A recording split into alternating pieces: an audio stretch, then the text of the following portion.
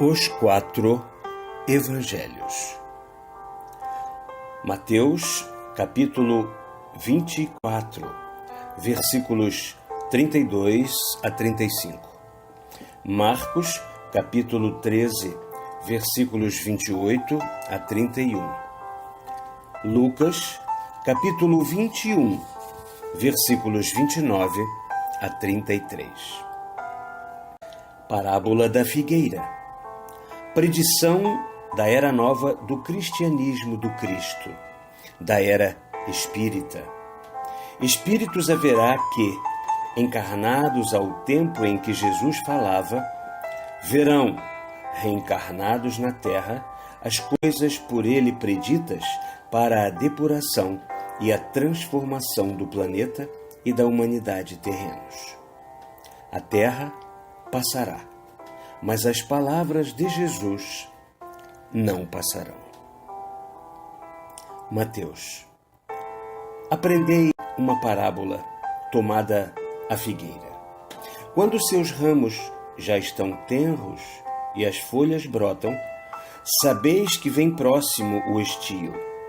Assim, também, quando virdes todas essas coisas, sabei que o Filho do Homem está próximo, está à porta. Em verdade vos digo que esta geração não passará, sem que todas essas coisas se cumpram.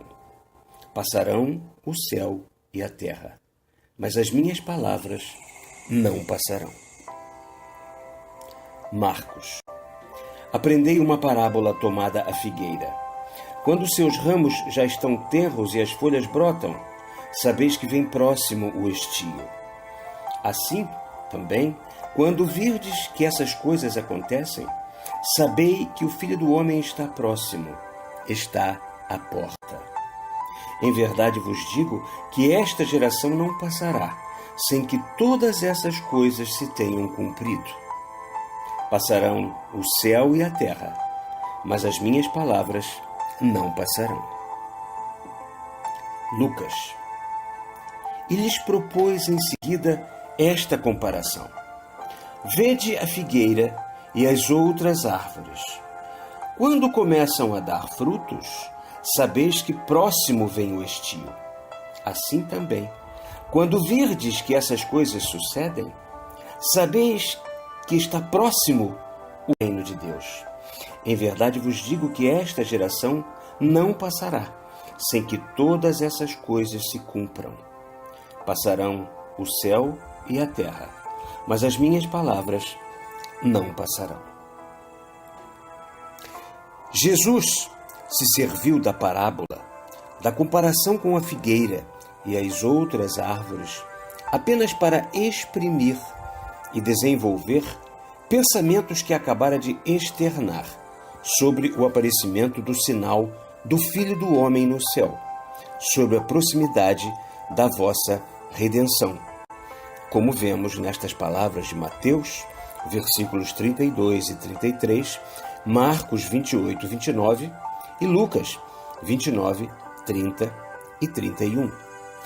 Teve, por fim, aquela parábola, aquela comparação, chamar mais vivamente a atenção dos que o ouviam, impressioná-los mais fortemente pelo que ele ia acrescentar, prender a atenção das gerações que haviam de suceder-se, sobretudo das que, como a vossa, viriam despontar no horizonte, com a nova revelação, o predito advento do Espírito da Verdade, e estavam destinadas a compreender em espírito e em verdade as palavras do Mestre.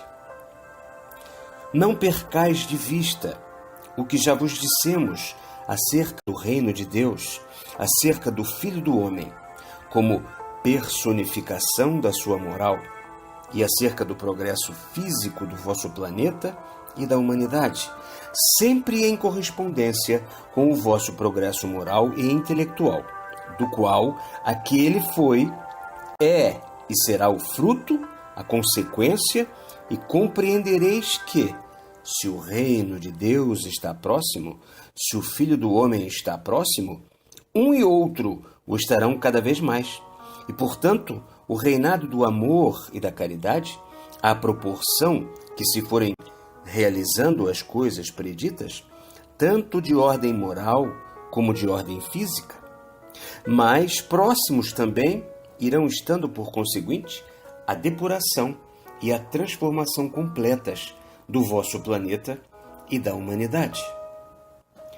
Em verdade vos digo que esta geração não passará sem que todas essas coisas se tenham cumprido.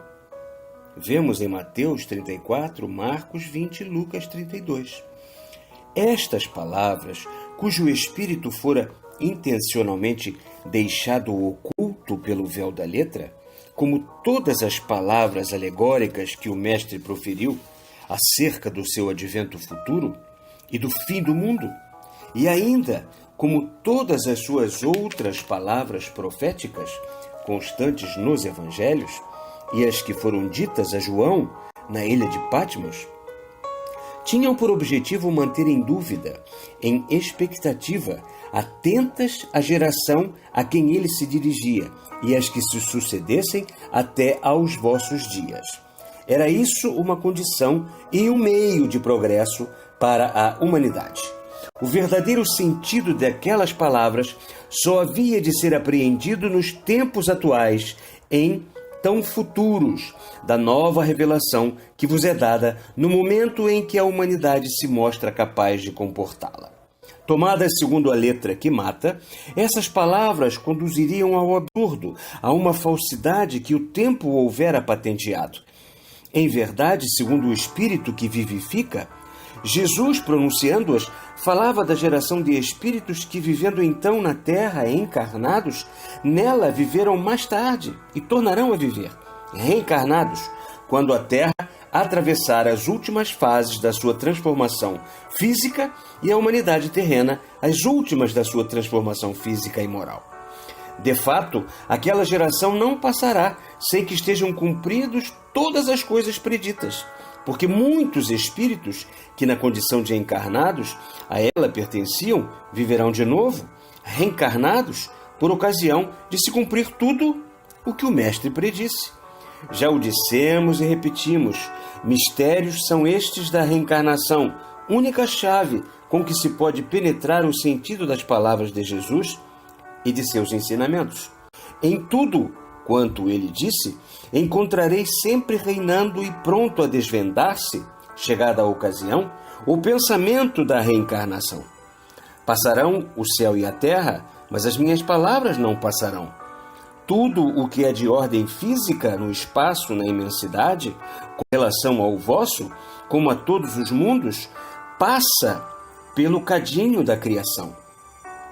Quer isto dizer que, de acordo com as leis de destruição, de reprodução e de progresso, tudo se renova, depura, transforma, percorrendo a escala do infinitamente pequeno ao infinitamente grande, na via e na harmonia universais.